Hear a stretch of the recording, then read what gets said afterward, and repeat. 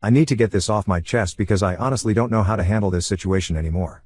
I, 27M, have been with my girlfriend Harley, 26F, for 4 years now. I guess I should start with some background. Before Harley, I went through some really rough relationships. My first serious girlfriend cheated on me with her coworker after 2 years together. I found out when I surprised her at work with lunch and saw them making out in the parking lot. My second girlfriend cheated with her ex and had the nerve to tell me it was my fault for not being exciting enough. Those experiences really messed with my head and made me question everything about myself. Then I met Harley at a mutual friend's birthday party. She was different from anyone I'd ever met. I'm naturally quiet and soft-spoken, the kind of person who blends into the background at parties. But Harley saw me. She came right up to me, started a conversation, and made me feel like the most interesting person in the room. She has this way about her that just draws people in. She's confident, brave, and somehow made me feel the same way when I was with her. When we first started dating, Harley was going through a rough patch. She was struggling with alcohol addiction, drinking almost every night to deal with stress from her job and family issues. I don't drink myself, never have, just not my thing. I also don't smoke or do any drugs. I'm not judging anyone who does, it's just not for me. Anyway, I stood by her through her recovery. I went to AA meetings with her, helped her find new ways to handle stress, celebrated every milestone with her. Going through that together made us stronger. We felt like we could handle anything life threw at us as long as we had each other. Our relationship was pretty much perfect, at least I thought so. We never really fought. The worst it ever got was maybe her getting frustrated if I forgot to take out the trash or put my dishes away after a long day at work. But even then, it wasn't really fighting. I hate conflict, so I usually just apologized and made sure to do better next time. I always went along with what Harley wanted, where to eat, what to watch, how to spend our weekends. Looking back now, maybe that was part of the problem. Maybe I was too passive, too boring. Maybe she needed someone who would challenge her more. About 10 months ago, Harley told me she was pregnant. I was absolutely thrilled.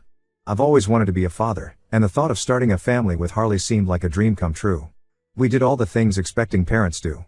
We turned our spare room into a nursery, painting it this soft green color that Harley loved. We spent weekends shopping for baby furniture, picking out the perfect crib and changing table. We bought tiny clothes and stuffed animals. We made lists of baby names, James or William for a boy, Sophia or Emma for a girl. I went to every doctor's appointment, read all the parenting books I could find, even started a college fund. I was all in.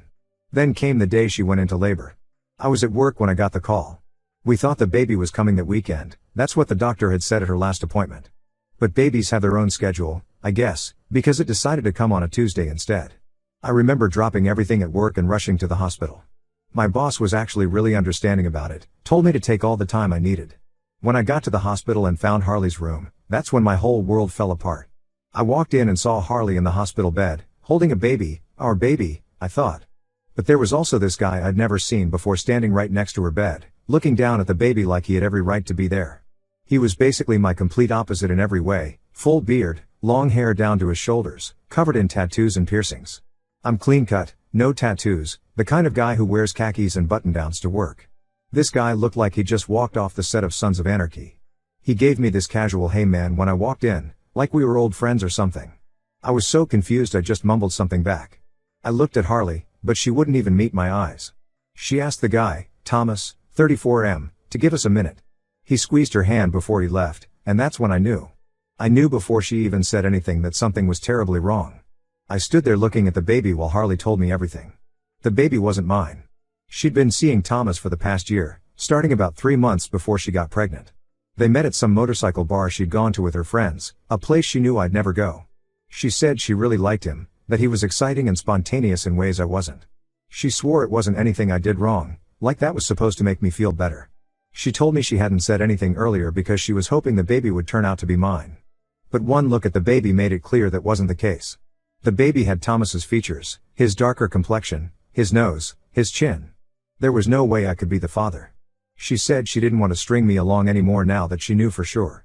I know people probably expect me to say I lost it. That I went after Thomas or screamed at Harley or something. But I didn't. I just stood there, feeling like I couldn't breathe. I don't even remember leaving the hospital. The next clear memory I have is sitting in my car in the parking lot of our apartment building, staring at nothing. We've separated now. Split up our stuff and moved to different places. I couldn't stand to be in that apartment anymore, looking at the nursery we'd created together. Packing up was the worst part. Every little thing I packed was a reminder of what I'd lost, the crib we spent hours assembling, the mobile that played lullabies, the tiny clothes we'd bought. I ended up donating all the baby stuff. I couldn't bear to keep any of it.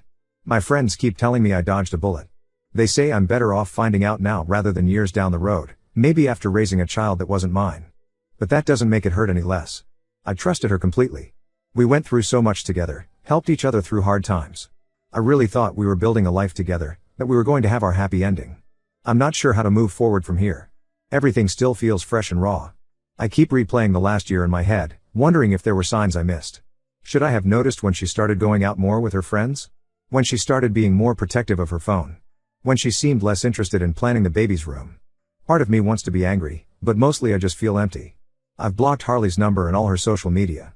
I'm staying with my brother for now until I figure out what to do next. I just can't believe this is my life now. Edit. Thank you everyone for the support and advice. I'm trying to read through all the comments.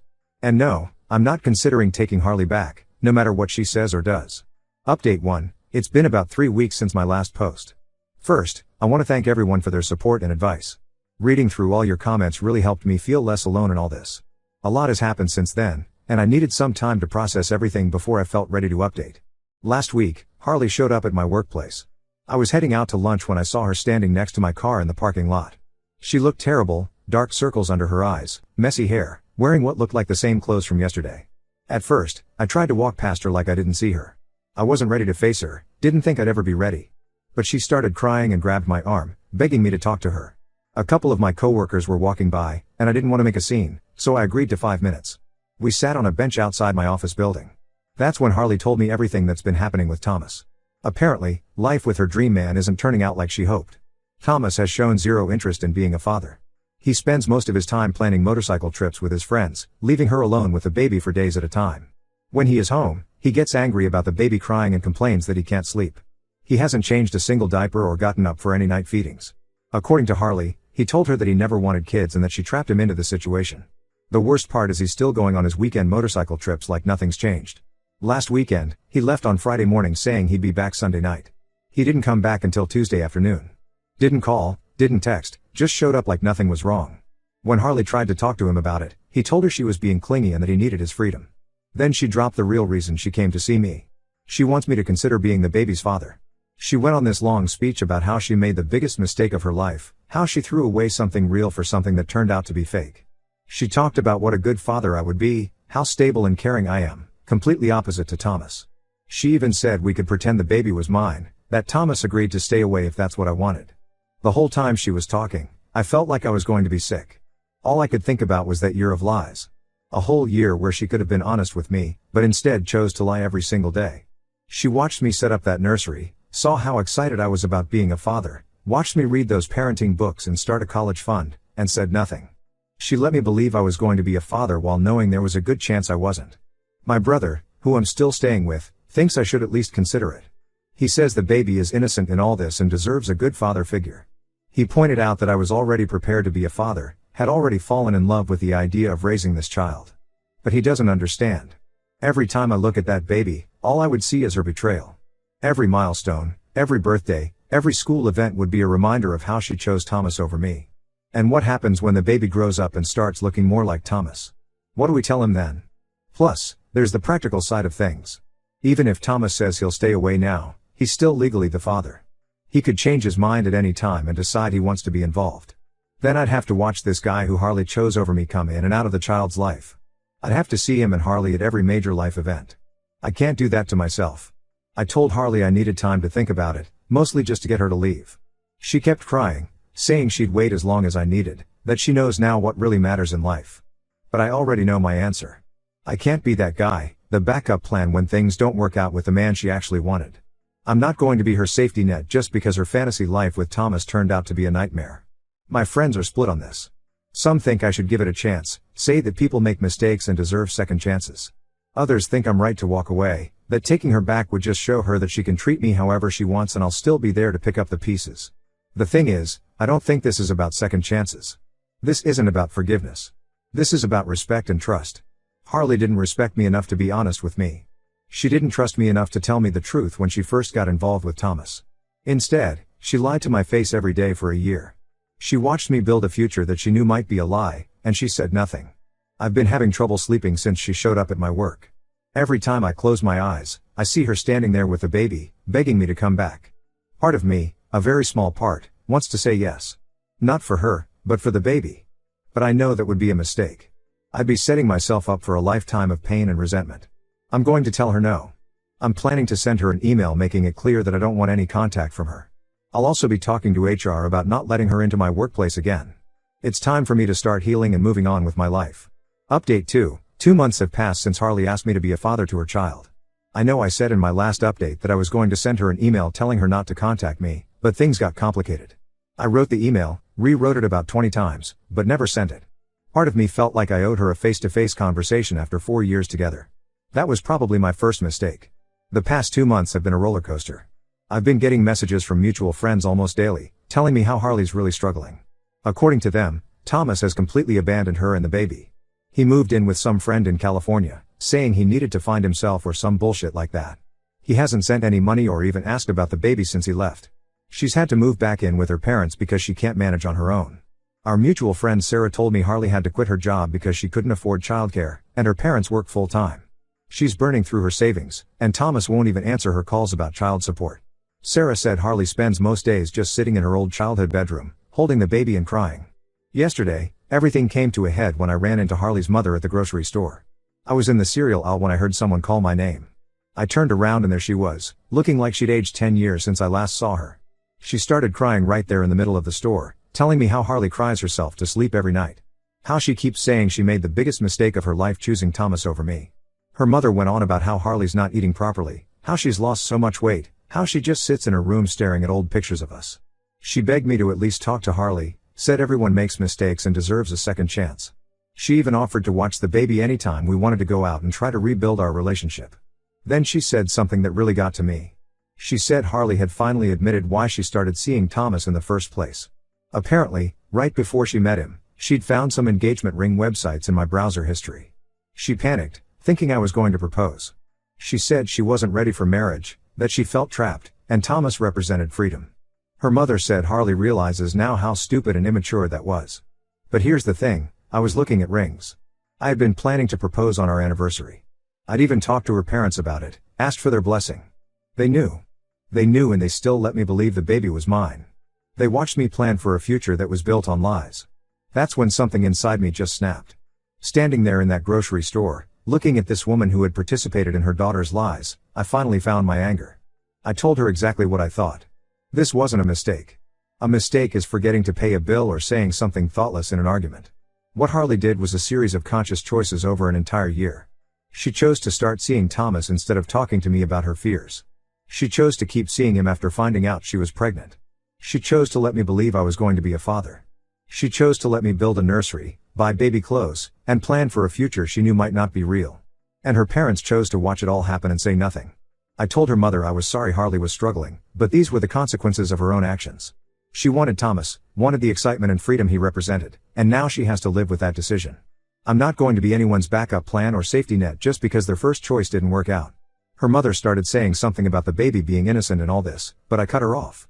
I told her that the baby deserves better than to be used as a tool to manipulate me into a relationship. I said that if Harley really cares about the baby's future, she needs to stop trying to force me into being its father and start focusing on being a better mother herself. I left her standing there in the cereal aisle. I abandoned my shopping cart and just walked out of the store. When I got home, I had a dozen missed calls from Harley and her parents. I blocked their numbers. All of them. I thought knowing why Harley cheated would help me move on, but it just made everything worse. To know that she threw away our future because she was afraid of commitment, that she let me plan a proposal that would never happen, it just adds another layer of betrayal to everything. Update 3. It's been 6 months since everything happened, and I felt I owed this community one final update. So much has changed since my last post, both good and bad. Harley's still trying to contact me through different people. Last month she even had her sister bring the baby to my apartment, thinking seeing him might change my mind. They stood outside my door for almost an hour, her sister calling out that the baby needed a father, that I was being cruel by not even looking at him. I didn't open the door. I just sat on my couch with my headphones on until they left. After that incident, I realized I needed to make some major changes. I've accepted a job offer in another city, about 3 hours away. It's actually a better position with higher pay, but honestly, I would have taken a pay cut just to get away from all this. I'm moving next week. Only my brother and 2 closest friends know where I'm going. The decision to move wasn't easy. This city has been my home for my entire life. My family is here, my friends are here, My whole support system. But everywhere I go, there are reminders of Harley. The coffee shop where we had our first date. The park where we used to walk on weekends.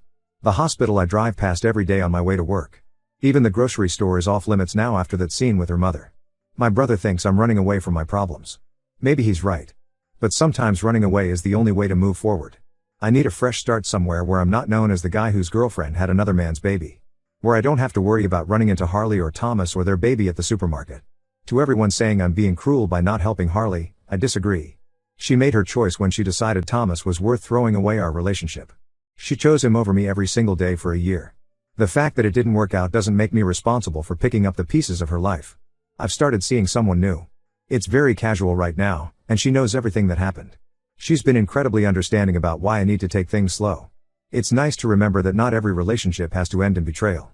I'm going completely no contact now. I've changed my number and deleted all social media. My email address will be changed once I start the new job. I've told my family that anyone who gives Harley my new contact information will be cut off. It might seem harsh, but I need this clean break. To the people who followed my story and offered support, thank you. This community helped me stay strong when I was tempted to give in, when the guilt and manipulation almost worked. You helped me see that I deserve better than being someone's backup plan. This whole experience has changed me. I'm not the same quiet, conflict-avoiding person I was 6 months ago.